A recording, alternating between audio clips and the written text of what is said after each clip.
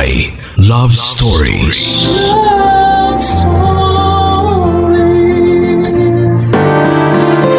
Dito sa magulong mundo, maraming kayang gawin ang pag-ibig.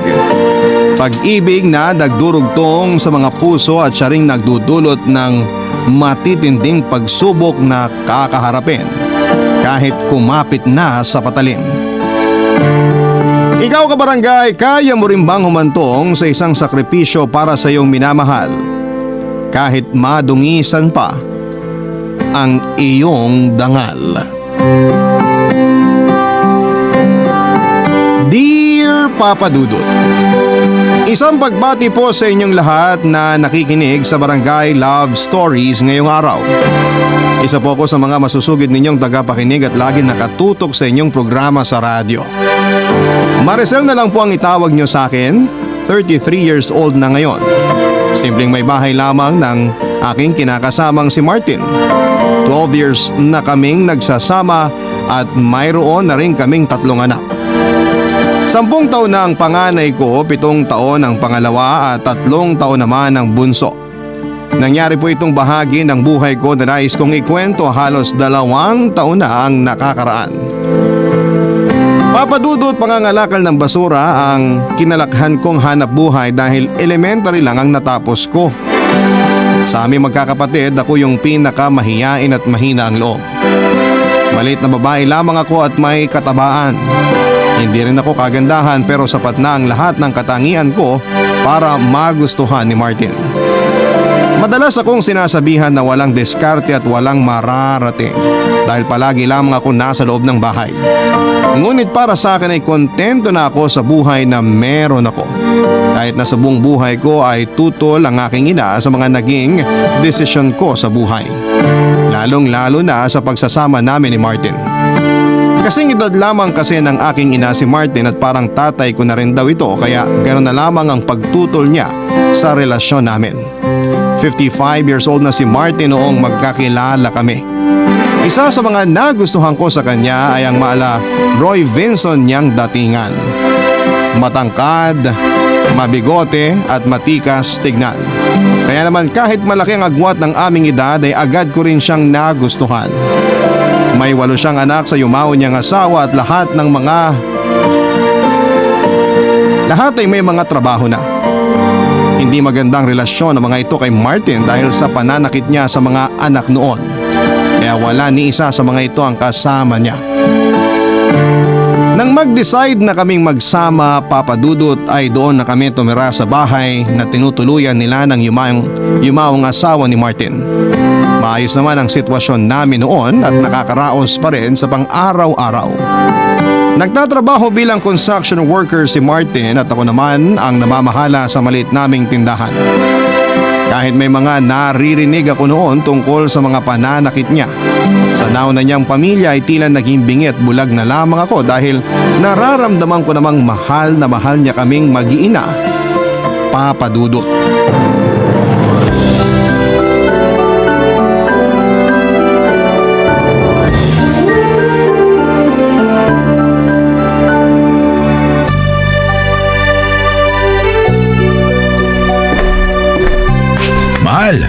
Matagal pa ba yung niluluto mo? Medyo tomguts na ako eh. Sandali na lang. Maluluto na rin tong tilapia. Pakitawag mo na nga yung mga bata para sabay-sabay na tayong kumain. Sige, tatawagin ko sila mamaya. O heto na yung tilapia. Teka, gagawa ko ng sausawan. Mas masarap kung may toyo at kalamansing ka-partner to. Naku, sana gumawa ka na kanina habang hinihintay mong maluto tong tilapia. Lalo tuloy ako nagutom nung hinahin mo na to sa mesa. Ang sarap oh. Sige na, bibilisan na. Ikaw talaga, gutom ka lang eh. Hindi lang to sa gutom, mahal. Sadyang masarap ka lang talaga magluto. Kaya nga ako nahulog sa'yo, hindi ba? Sus, napaka-bolero mo talaga. Pritong isda lang naman yung ulam natin. Ano ka ba, mahal? Kahit anong putahe pa yan, sasarap talaga kapag dumaan sa mga kamay mo. Pero sa tingin ko, may mas masarap pa rito. Mahal, ano ka ba? Nasa hapagkainan tayo. Tsaka baka marinig tayo ng mga bata. Ikaw kasi, hindi ko tuloy mapigilan ng sarili ko. Ay nako, kumain na tayo. Tawagin mo na yung mga bata. Okay, sige. Ay, siya nga pala. Magsisimula na raw yung gagawin naming eskwelahan sa bayan. Mukhang matagal-tagal bago matapos yun kaya mapapalaki pa natin tong tindahan. Huwag lang sanang maputakti ng utang. Maayos naman ang benta ng tindahan. Kahit papano may kinikita naman tayo sa araw-araw. Pandagdag puhunan din para sa mga susunod na pamimili ko. At saka wala namang ibang umuutang kundi si Maring Seling lang. Ayos lang kung si Siling ang mangungutang. Lingguhan naman sila kung magbayad eh. Isa pa, kasama ko naman sa trabaho ang asawa niya. Good payer yun. Mabuti naman kung ganun. Hindi rin naman basta-basta ang pagbawi ng puhunan. Siya nga pala, inaalok din ako ng bagong lipad dyan sa paupahan sa may kanto. Tinatanong kung gusto ko raw mag-reseller ng dishwashing liquid at mga sabon. Ang kaso, kailangan din malaki-laking puhunan. Hindi pa naman sapat yung perang hawak ko kaya sabi ko sa kanya, sa susunod na lang kapag kumpleto na. Sabihan ko lang daw siya at siya mismo ang o-order online. Malaki raw kasi ang kikitain. Triple ng puhunan. Online? Nako, baka mamaya scammer yan. Hindi naman siguro. Pinapahanap pa nga ako ng ibang interesado maging reseller para mas marami raw kaming aasenso agad dito sa barangay natin. Ang bait niya, di ba? Ay nako, busisiin mo muna yan bago ako magbigay ng pera. Mahirap na. Marami na akong naririnig na scam sa ganyang klase ng negosyo. Sinasabi lang nilang malaking kikitain pero scam naman pala.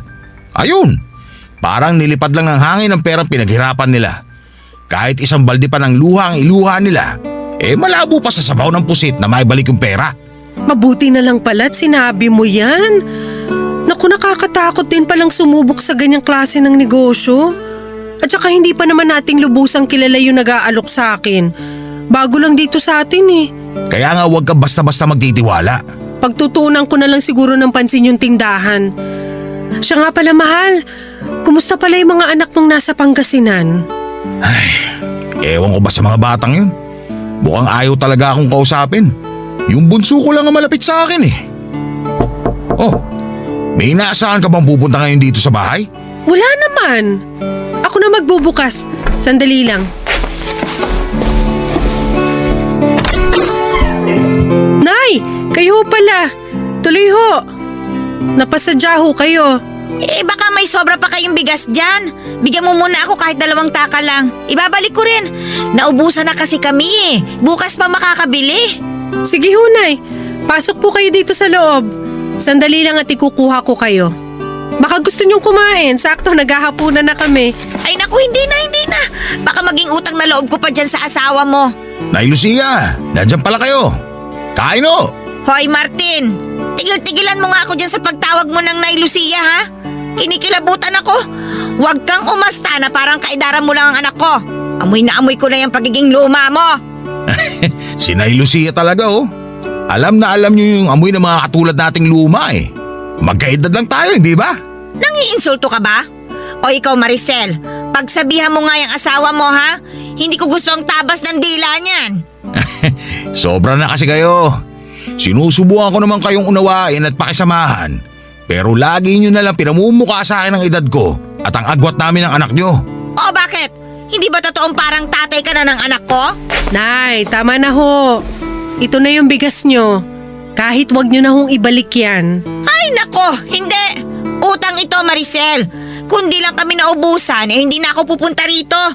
Ay, makauwi na nga. Salamat ito sa bigas ha. Papalitan ko ito bukas. Wala akong magawa ng mga panahong yun tungkol sa hindi pagkakasundo ni nanay at ng kinakasama kong si Martin. Sa totoo lang kasi papadudod ay hindi lang ang nanay ko ang kontra sa relasyon namin. Kahit ang ilan sa mga kakilala ng pamilya namin ay nakikisawsaw at palagi na lamang kaming topic sa mga tsismisan. Sa mga unang taon ng pagsasama namin, papadudod ay masaya ako dahil nakikita ko ang pagiging responsable ni Martin. Bagay na hindi niya raw nagawa sa nauna niyang pamilya. Naniwala naman ako sa mga ipinapakita niya dahil ganon ko siya kamahal. Hanggang sa nakita ko ang unti-unti niyang pagbabago. Mula nang magtrabaho si Martin sa ginagawang eskwelahan ay madalas na siyang umuuwi ng lasing matapos nilang sumahod. Tuwing Sabado kasi ibinibigay ang sahod nila sa buong linggong pagtatrabaho. Pinagsasabihan ko naman siya pero nauuwi lang sa pagtatalo ang usapan namin, Papa Dudut. May mga panahon na nasasaktan na rin ako ni Martin ng pisikal. Sampal, suntok, sa sikmura at minsan ay tinatadyakan na rin ako tuwing umiinit ang ulo niya. Ang pinaka masakit pa, Papa Dudut, tuwing nalalasing siya ay pinipilit niya ako na may mangyari sa aming dalawa kahit pagod na ako sa buong maghapon. Gusto ko na lamang sanang magpahinga, pero dahil mahal ko si Martin ay ayaw ko rin na masira ang pamilyang nabuo namin. Tiniis ko na lamang ang lahat. Isa pa ay good provider naman siya.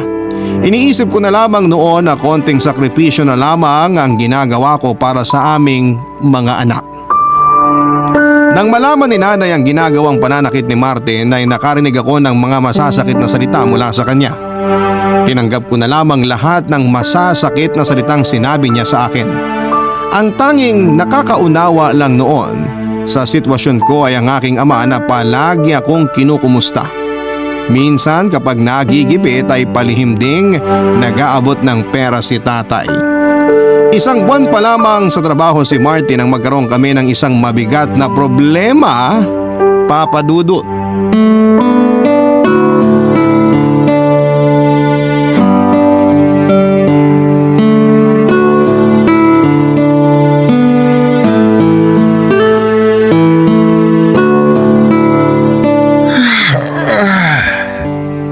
Nakakapagod talaga. Tindi pa ng init kanina. Hindi naman pwede mong pahinga kami ng matagal. Buhay pa ako pero para na ako sinusunog sa impyerno. Tapos inaabot pa ng kamalasan. Bakit? Ano nangyari? Ayun. Nawalan na kami ng trabaho. May violation daw kaya pinahinto muna ang paggawa ng eskwelahan. Nalintikan na talaga. Hirap pa namang makahanap ng trabaho ngayon dito sa probinsya. Konting tiyaga lang, mahal. Hayaan mo at kapag lumaki-laki na rin yung bunso natin, maghahanap na ako ng trabaho para may katuwang ka na sa mga gastusin dito sa bahay. Ayan ka na naman. Pagtatalunan na naman ba natin yan? Pasensya ka na. Baka lang kasi nahihirapan ka na mag-isa na inaako lahat ng gastusin. Kaya ko naman magtrabaho kung pwede lang. Pero kung ayaw mo, hindi ko naman ipipilit. Hanggat kaya ko pa magtrabaho, dito ka lang sa bahay. Sino pang gagabay sa mga anak natin habang wala ako kung mawawala ka rin dito? Baka lumaki silang pariwara. Naisip ko lang naman yon. Hindi na para hindi umuusok ang tenga mo dyan. Paulit-ulit na lang kasi. Hindi na nga. Siya nga pala, di ba may inaalok na trabaho sa'yo si paring Fernan? Hindi mo ba gusto yon? Mukhang malaki naman ang sahod. Sus! Sa Rizal pa yun, mahal. Malayo rito sa atin. Mahirap naman kung mapapalayo ko sa inyo. Alam mo naman kapag nasa trabaho ko, hindi basta-basta nakakauwi. Baka hindi ko na mamalayan na sa tagal ko na pala ron hindi ko na nasusubaybayan ang paglaki ng mga anak natin. Ano ka ba? Sa Rizal ka lang naman pupunta, hindi sa ibang bansa.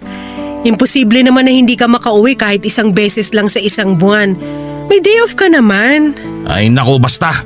Kung may mahanap ako ibang trabaho rito, mas yun pa rin ang papatusin ko. Ayoko talaga ron. Sige, ikaw ang bahala. Nabangkit ko lang naman. Siya nga pala, mahal. Ipinahilot ko si Bunso kanina.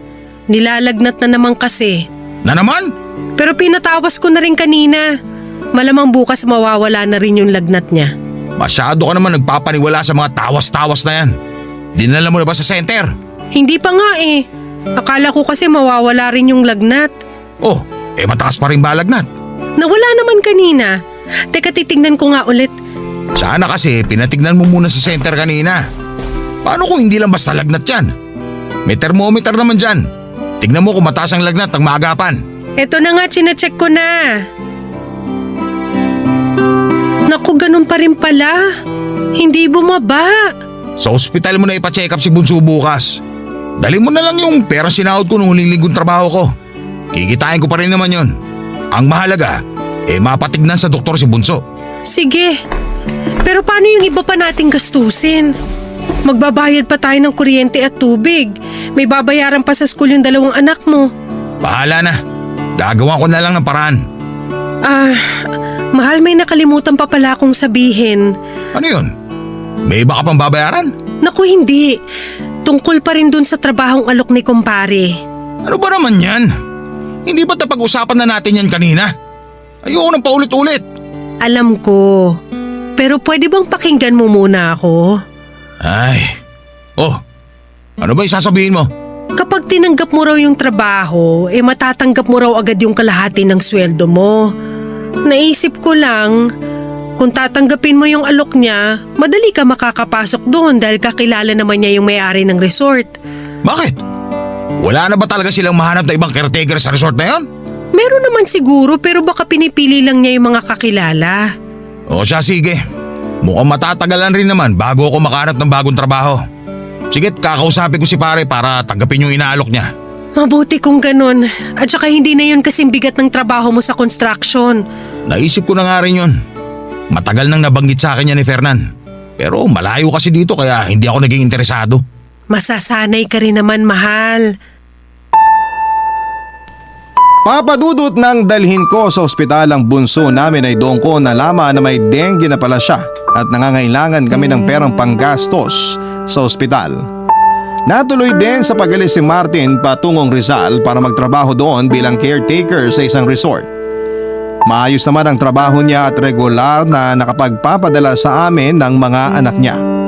Nang makalabas ng ospital ang bunso namin ay inasikaso ko naman noon ang tindahan namin na matagal-tagal ding walang kinita. Nung una ay hindi ko maiwasang mangulila kay Martin. Nasanay kasi ako na palagi kaming magkasama. Kahit nasasaktan niya ako ay hindi naman mawawala o mababawasan ang pagmamahal ko para sa kanya. Halos gabi-gabing tumatawag si Martin para mangumusta sa amin. Kaya kahit papaano ay nababawasan din ang pangungulila ko sa kanya. Kahit malayo ay nararamdaman ko na mahal niya kaming mag-iina. Halos hindi na siya magtira para sa sarili niya tuwing nagpapadala siya ng pera dahil gusto raw niyang mabili lahat ng kailangan ng tatlo naming mga anak. Hanggang sa magkaroon na naman kami ng isang malaking pagsubok na hindi ko akalaing magpapabago sa pagsasama namin ni Martin. Tumawag siya sa akin at sinabing umiihi na raw siya ng dugo. Dahil hindi na makapasok sa trabaho ay umuwi na lamang siya sa amin. At doon na rin kami nagkaroon ng pagkakataon na ipa-check up siya. Matapos nga ang ilang pagsusuri sa kanya ay nakitaan siya ng bato sa pantog na 3 cm na ang laki at ayon sa doktor ay nakakailangan ng agarang operasyon upang matanggal ito. Nang mga panahong yon ay hindi ko na alam kung saan pa kukuha ng perang gagastosin namin. Wala na kasing natira sa huling sinahod ni Martin dahil sa check-up pa lamang niya ay napagastos na kami. Kinakailangan din siyang ilipat ng ospital dahil hindi na kaya ng ospital sa amin ang isasagawang operasyon sa kanya. At dahil nga sa desperada na ako noon ay naglakas loob ako na humingi ng tulong sa mga anak sa una ni Martin. Inaasahan ko na ang magiging reaksyon nila dahil batid ko na hindi pa nila kayang patawarin ang kanilang ama. Kaya hindi na rin sumama ang loob ko sa pagtanggi nila na magbigay ng tulong. Mabuti na lamang at may dalawa sa kanila ang patagong nagpaabot ng kaunting tulong para sa panggastos naming mag-ina. Labis ko naman po yung ipinagpasalamat. Hindi ko rin inaasahan na ang bunso ni Martin sa una niya ang magpepresentang magbabantay sa ospital. Alam niya raw kasi na walang maiiwan sa 3 kong mga anak. Sa pag-uwi ko papadudot ay hindi ko inaasahan ang paglapit ng kumpare namin na si Fernan upang mag-alok ng tulong matapos malaman ang nangyari kay Martin. 34 years old na nga pala si Fernan ng panahong yon at nagtataka ako kung bakit wala pa rin siyang nobya o asawa kahit nagwapo naman siya. Sa katunayan ay nahahawig siya sa aktor na si Rudy Fernandez, maging ang kanyang pananalita. Yung pormahan pa niya ay laging nakapolo kahit na nasa bahay lang. Nangutang ako sa kanya ng 10,000 pero ang sabi niya ay libre na lamang yon. Laking tuwa ko naman sa kabutihang yon ni kumpare. Sa pag-aakalang libre nga talaga yon. Pero nang malaman kong may kapalit pala ang tulong na ibinigay niya ay tila gumuho ang mundo ko. Hindi ko kasi akalain na ang hihinging kapalit ni Fernan ay isang gabi na magkasama kami. At alam ko rin ang maaaring mangyari sa loob ng isang gabing yun, Papa Dudut. Ni minsan ay hindi sumagi sa isipan ko na magpapagamit ako sa iba para lamang sa pera. Pero dahil wala na akong mahingan pa ng tulong at desperada na ako ng panahon na yon, ay tinanggap ko na lamang ang alok ni Fernan sa ngalan ng pera at para sa aking asawa. Barangay Love Stories. Barangay Love Stories. Papa Dudut, isang gabi lang ang kapalit ng 10,000 ibinigay ni Fernan. Diring-diri ako sa sarili ko matapos ang gabing yon. At sobra akong nanliit sa sarili ko dahil nagpagamit ako sa kanya sa ganong halaga lamang. Hindi ko magawang matulog ng mahimbing habang naiisip ang nakakadiring haplos niya sa katawan ko. Yun bang pakiramdam ko na kahit ilang ligo ang gawin ko ay hindi na mawawala ang dumi sa katawan ko na dulot ng isang pagkakasala kasama si Fernan.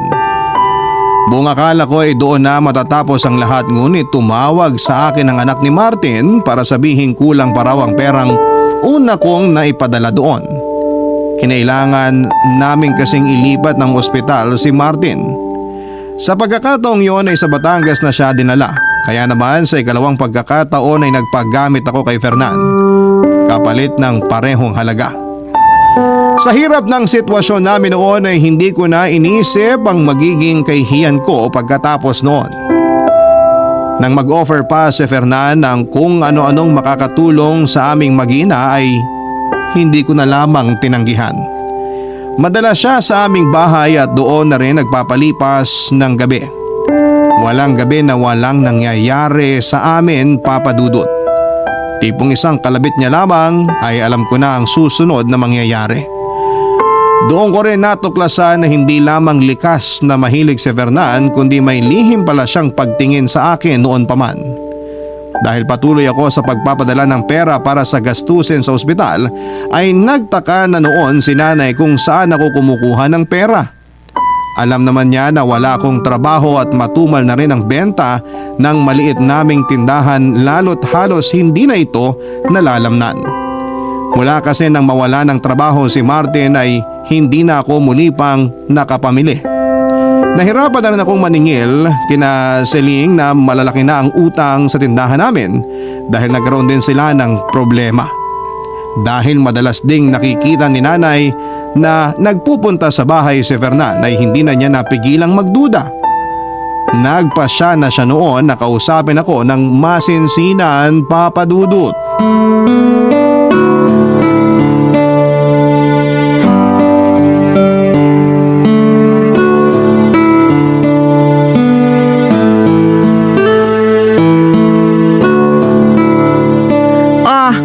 Kumusta naman yung asawa mong matanda, Maricel? Nay naman, wag naman ho kayong ganyan kay Martin. Na-ospital na nga yung tao. Aba, anong gusto mo? Makipagplastikan ako? Kunwari, alalang-alala ko sa kinakasama mo? Hoy, kilala mo ako, Maricel, ha? Nay, hindi ho yan yung kailangan ko ngayon. Siya, sige. Palilipasin ko muna ang araw na ito na wala akong sasabihing masama tungkol sa kanya. Salamat naman kung ganun. Pagod na ho kasi ako eh. Wala na akong lakas para makipagtalo at paulit-ulit na ipagtanggol si Martin. Sino ba naman kasing may sabing ipagtanggol mo palagi ang lalaking yon? Nay, pakiusap. Tama na ho, pwede. Kung di lang ako naawa sa sitwasyon mo, titiisin ko talagang hindi pumunta rito sa inyo eh. Kumusta naman ba ang lagay niya? Ayun. Pangatlong ospital na yung pinagdalhan sa kanya. Mukhang malala na ang lagay ah. Ano nga ulit yung sakit niya? UTI ba yon? Hindi ho, Nay. May bato siya sa apdo. Ang sabi raw ng doktor ay kailangan alisin yung bato na 3cm ang laki. Dudurugin na lang daw para mas madali. Buti mabait yung bunsong anak ni Martin. Kahit sira ulo siya noon sa mga anak niya, no? Aba, kung isa ako sa mga anak niya, pababayaan ko na lang siyang manigas. Bibiruin mo, ni Singkong Duling walang naiambag yang Martin na yan sa pag-aaral ng mga anak niya. Tapos ngayon, nangangailangan siya ng tulong, doon siya lalapit sa kanila? Ayan na naman kayo, Nay. Kasasabi nyo lang, di ba? Ay, nako! Ay, ilang taon na nga ba yung bunso niya? 21 ho. May trabaho nga rin yun pero nag-leave para mabantayan ng tatay niya. Yung ibang kapatid ayaw talaga magbigay dahil hindi na raw nila yung responsibilidad. Abay, natural! Hindi niyo sila masisisi. Buti nga't may naaasahan pa siya kahit papano eh. Pero teka sandali. Bago tayo magkalimutan. Sino ba yung inuutangan mo ng pera at mukhang tiwalang-tiwala sa'yo? Si paring Fernan ho. Kumpare namin ay. Ano? Si Fernan? Sa kunat ng taong yun pinautang ka? Teka! Ano ho? Dinaan na lang sa pakiusap? Ha? Dinaan sa pakiusap? Huwag mo nga akong pinaglololoko, Maricel, ha? Kilala kita. Alam ko kapag nagsisinungaling ka sa akin. Nay, pwede ba? Pagod na ho ako. Gusto ko na magpahinga. Sagutin mo muna ang tanong ko. Bakit ka pinauutang ni Fernan ng ganong kalaking halaga? Ha? Anong kapalit? Nay! Sumagot ka, Maricel. Huwag mong iwasan ang tanong ko sa'yo. Hindi lang ako ang nakakapansin. Yang sinasiling, pinaplastik ka lang ng mga yan. Pambihira. Ginagawa ka na nilang pulutan sa inuman sa dami ng sinasabi nila tungkol sa'yo. Hoy! Sumagot ka! Ayaw mo. Aray ko, Nay! Ha? Ayaw mo? Sasabihin ko na! Sasabihin ko na ho! Bitawan niyo na buhok ko! Sige, magsalita ka. Ipaliwanag mo kung bakit palaging narito sa inyo ang Fernan na yan at umaga na umaalis. Inalok niya po ako ng pera. Nung una, 10,000. 10,000 para sa isang gabi na may mangyayari sa amin. Diyos ko! Binenta mo ang katawan mo sa lalaking yon? Napakabobo mo! Nay! Wala na ho akong magawa. Wala na ako maisip na ibang paraan. Gusto niya ako. Gusto niya ako kaya ginamit ko na lang yun para magkapera kami at may maipambayad sa ospital. Anak naman! Marami pang ibang pwedeng paraan na hindi mo nakakailanganing ibenta pa ang dangal mo bilang babae. Patawarin niyo ako, Nay. Hindi ko na talaga alam kung anong gagawin ko. Sa totoo lang, hindi ko alam. Hindi ko alam kung paano ko iintindihin yung ginawa mo. Di sana tinulungan niyo ako. Alam ko na may kaya rin kayong gawin para tulungan ako pero wala eh. Mag-isa lang ako na humaharap sa lahat. Huwag mo bang ibalik sa akin ang sisi, Maricel? Pinili mo na bumukod na at sumama dyan sa Martin na yan. Kaya lahat na magiging problema ninyo ay magiging problema nyo lang. Yan ang usapan natin, hindi ba? Pero Nay... Kung alam mo lang kung gaano ako nasasaktan sa mga naririnig kong paninira tungkol sa'yo. Napuntik pa nga akong mapabarangay sa pagtatanggol ko sa'yo eh. Oh, tapos ano? Totoo naman pala ang lahat ng yun. Patawarin niyo ako, Nay. Hindi ka lang sa akin dapat humingi ng tawad, Maricel. Humingi ka ng tawad kay Martin. Yan ay kung patatawarin ka pa niya kapag nalaman niya ang tungkol dito. Nakahanda na ho ako. Gagawin ko ang lahat para mapatawad niya ako sa oras na malaman niya ang ginawa ko. Pwes, simulan mo ng magdasal. Papadudot labis na kahihiyan ang inabot ko nang makumpirma ang sinabi sa akin ni nanay tungkol sa kumakalat na usap-usapan.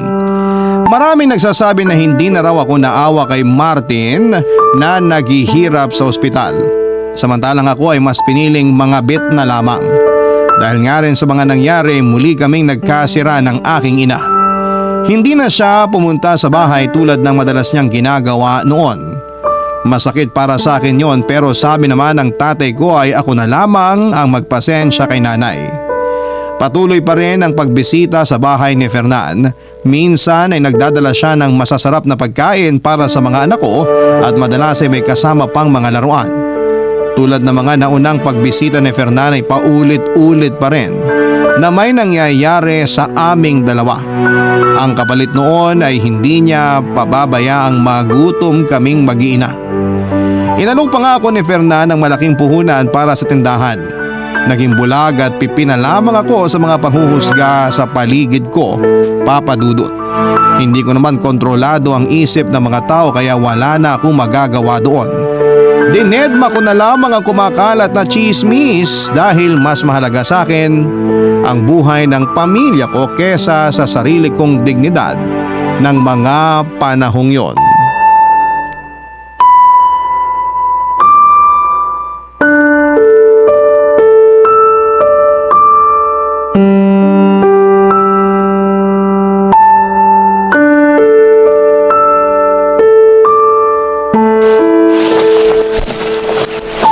Pinaligaya mo na naman ako ngayong gabi.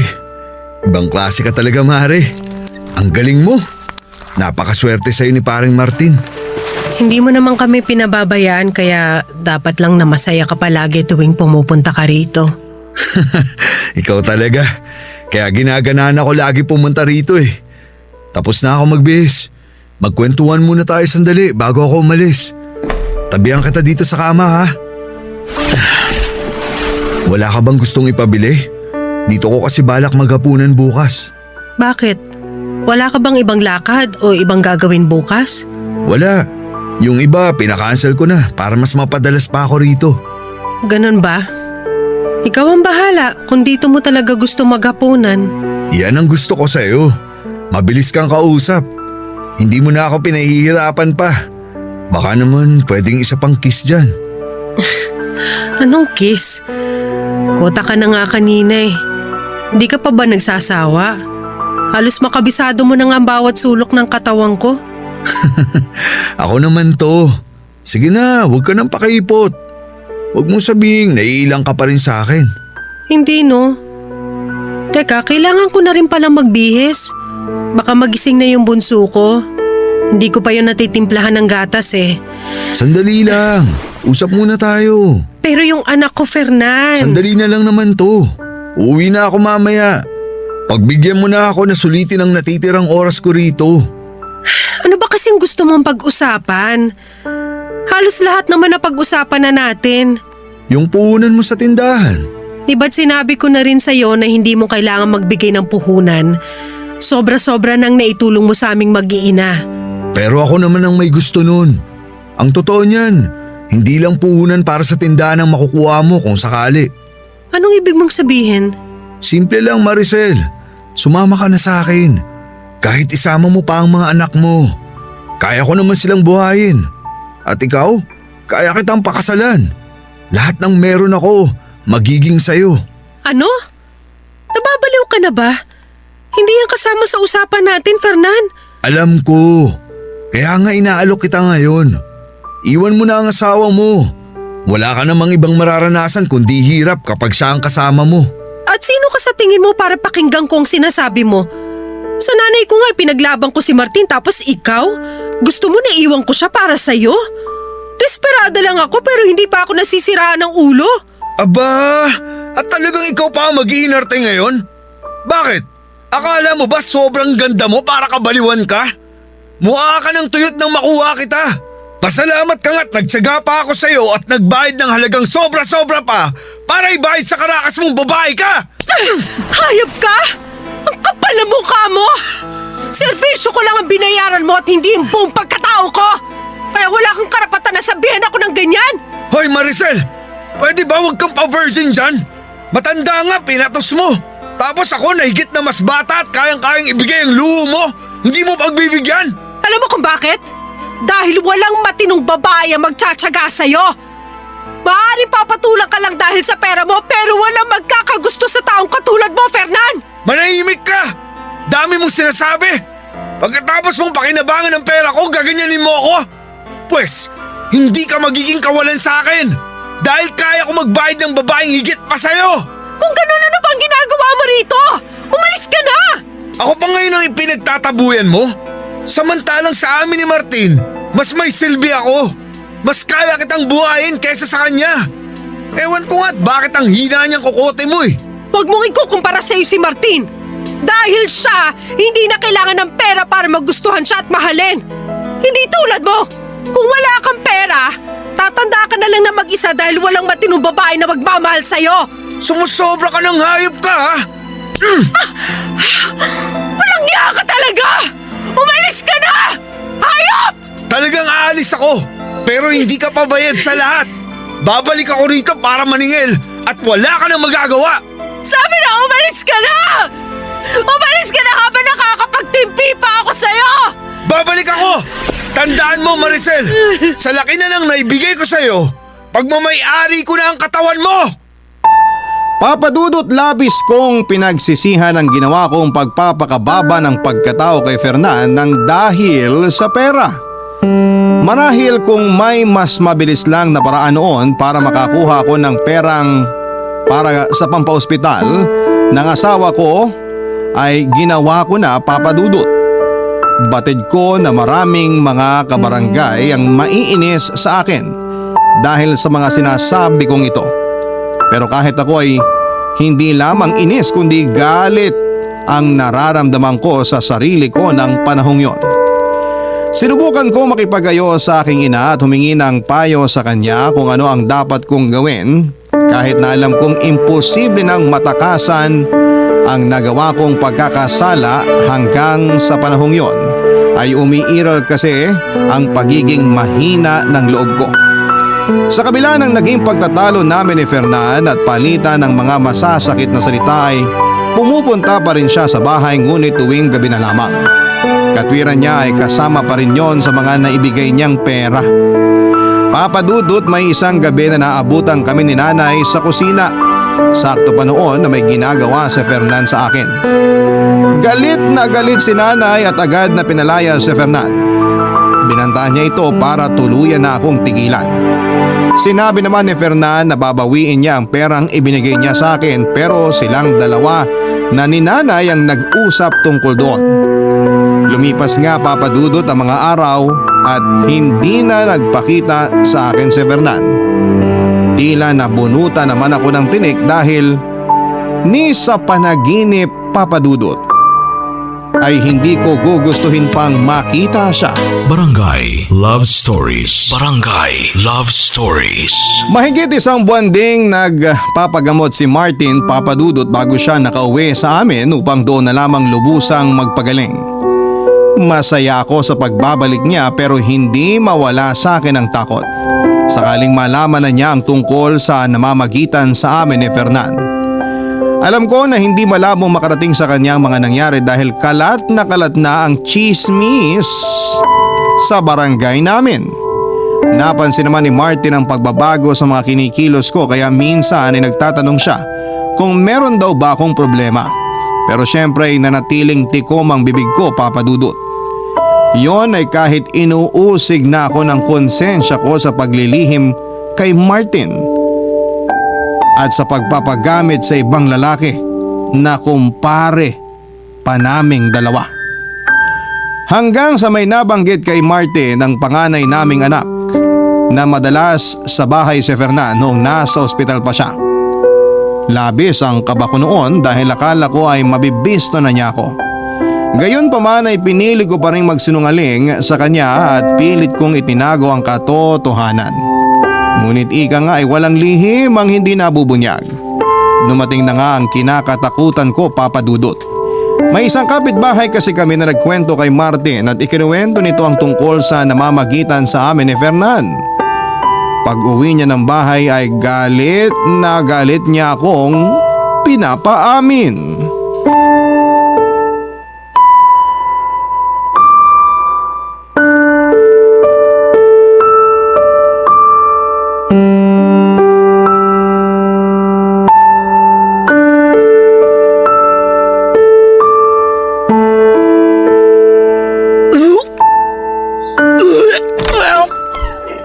Maricel, ano nangyayari?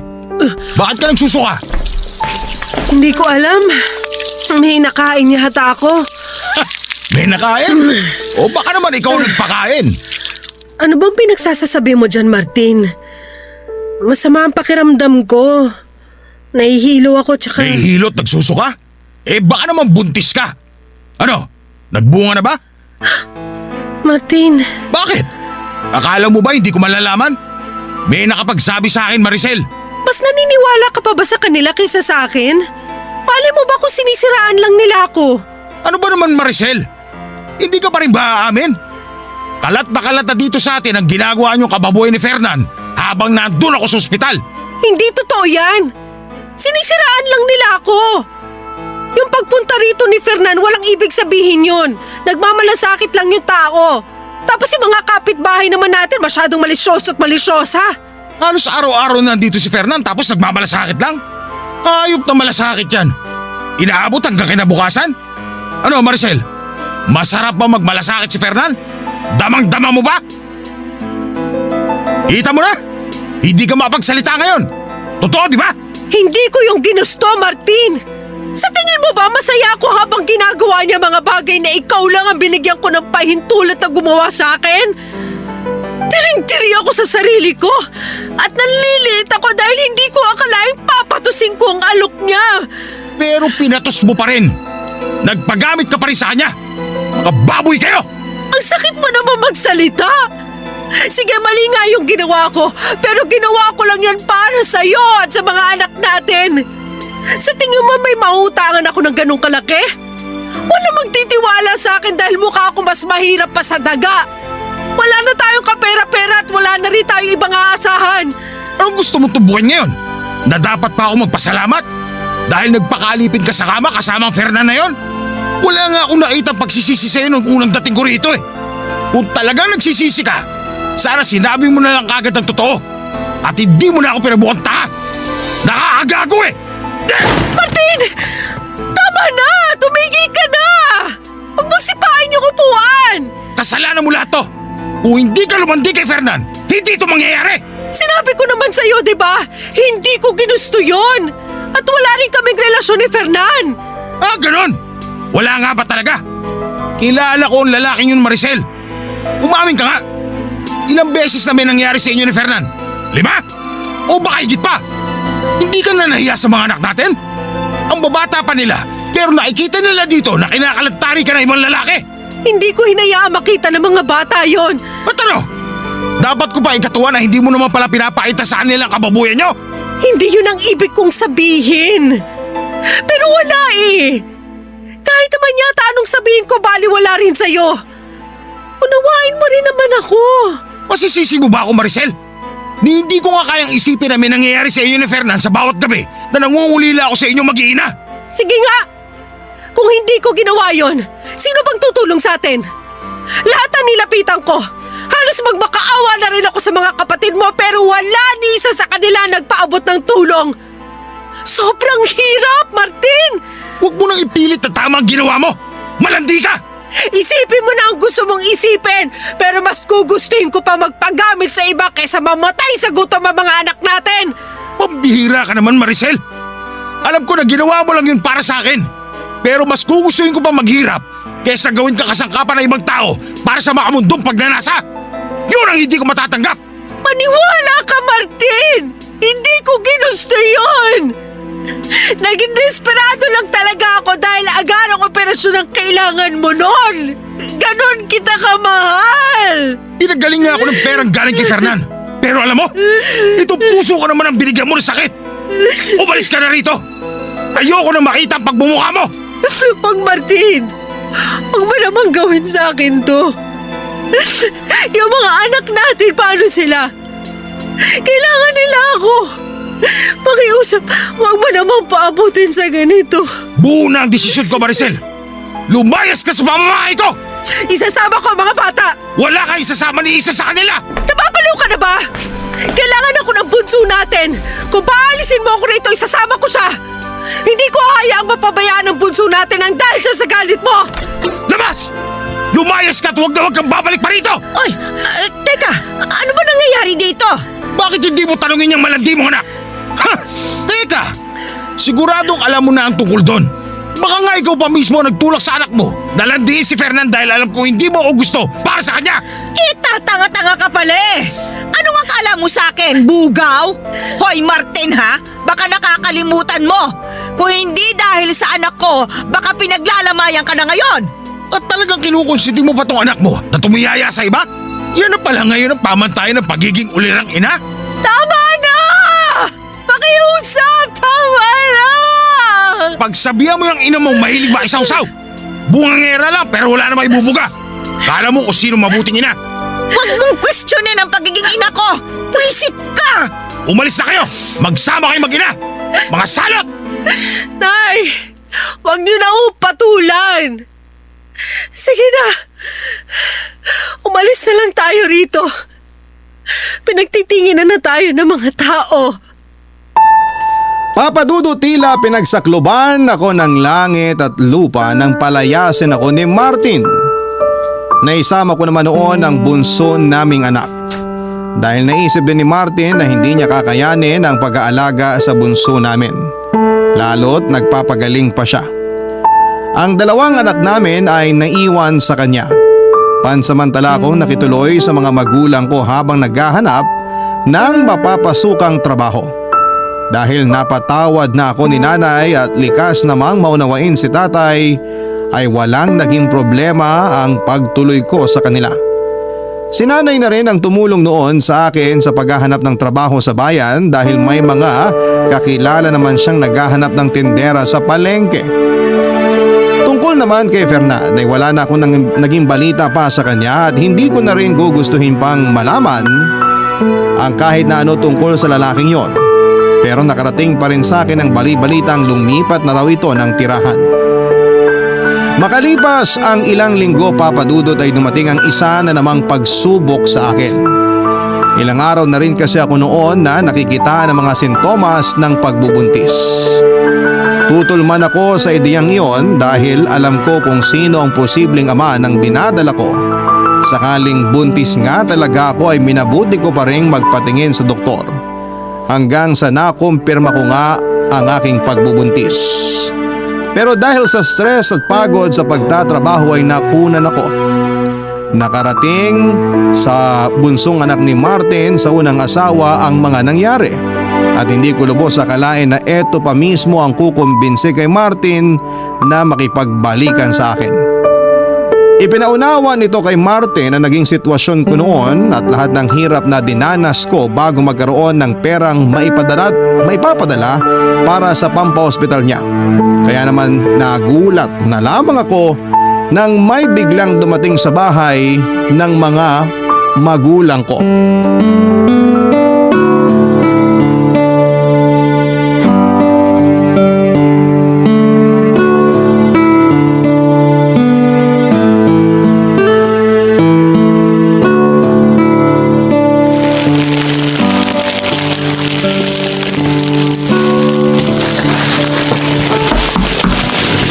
Nay, may inaasahan ba kayong bisita ngayon? Ginabi na yata. Ha? Sino namang magiging bisita ko ng ganitong oras? Siya, sige, pagbuksan mo na at baka may bibili lang ng kalakal. Sandali lang ho! Pakitignan na lang po itong nire-repack ko maninay. Baka kasi gapangan ng ipis. Ako nang bahala riyan. Sino yan?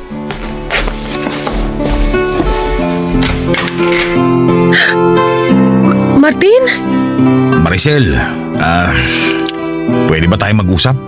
Mag-usap? Tungkol saan? Tungkol sa ating dalawa. Sa pamilya natin. Kung okay lang sana. Sino bang nariyan, Maricel? Magandang gabi ho, Nay Lucia. Ay, anak ng teteng, oh.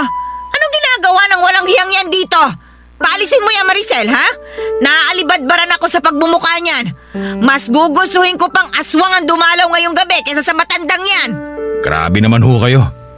Gusto ko lang makausap si Maricel para humingi ng tawad sa kanya. Aba, bakit? Sigurado ka bang patatawarin ka ng anak ko? Nako ha, Maricel, sinasabi ko na sa'yo. Tigilan mo ang kagagahan mo.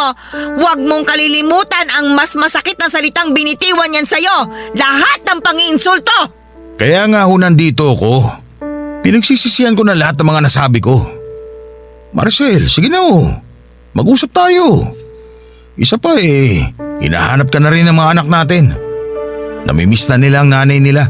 At talagang ginamit mo pa ang mga bata, ano? Nay, tama na ho. Hayaan nyo na muna ako makipag-usap sa kanya.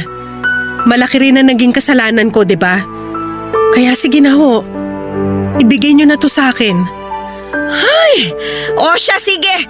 Kung diyan ka magiging masaya. Sana lang hindi mo pagsisihan kung ano man ang magiging desisyon mo. Salamat ho, Nay Lucia. Nailabas lang ho kami.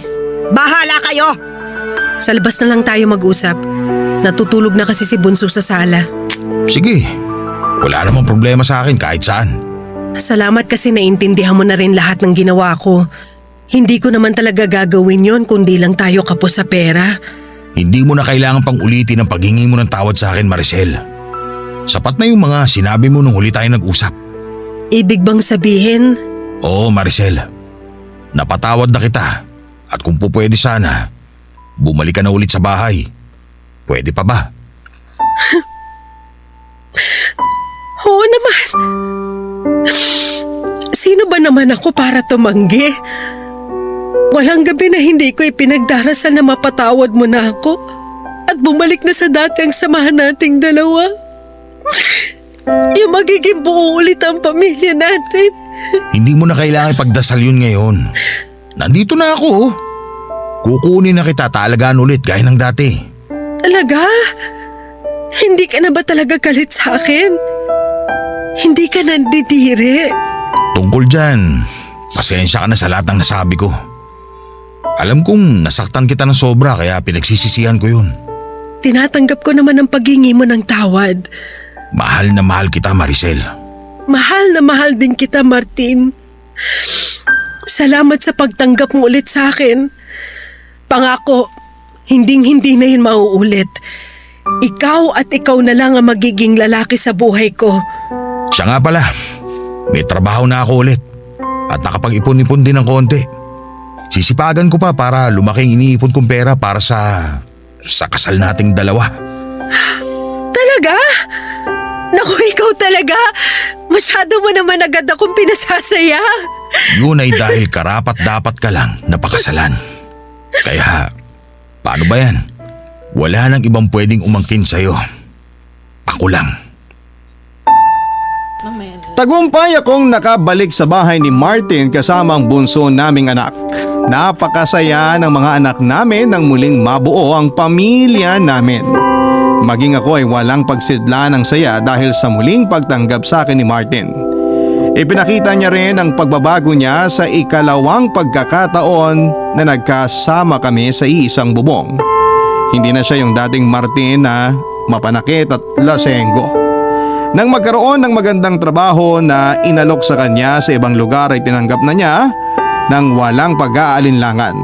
Pumayag naman ang mga anak niya sa unang asawa na ibenta na lamang ang bahay na dati naming tinitirhan bilang tulong na rin sa amin. Si Fernan naman, ang huling balita ko ay nagkaroon daw ng AIDS dahil sa iba't ibang babae na nakakasiping nito. May usap-usapan pa na nagtago na raw ito dahil sa kahihiyan. Sa ngayon, Papa Dudut ay nakapagpagawa na kami ng bagong bahay at nakapagsimula na rin ang isang maliit na negosyo. Ikinasal na rin kami ni Martin at nadagdagan pa ng isang anak na babae. Palagi rin kaming nakasubaybay sa inyong programa na naging libangan na naming mag-iina, lalong-lalo na naming mag-asawa. Maraming salamat po sa pagbabahagi ninyo sa aking kwento at ganoon din po sa lahat ng mga kabarangay na nakikinig ngayon. Taos-pusong pasasalamat din po sa Barangay LS sa pagbibigay ng pagkakataon sa amin na maitampok ang aming kwento sa Barangay Love Stories. God bless po, Papa Dudut. Ang inyong forever kapuso at kabarangay, Maricel. Nagustuhan ng iyong napakinggan? Ituloy yan via live stream sa www.gmanetwork.com/radio. Barangay LS 97.1 Forever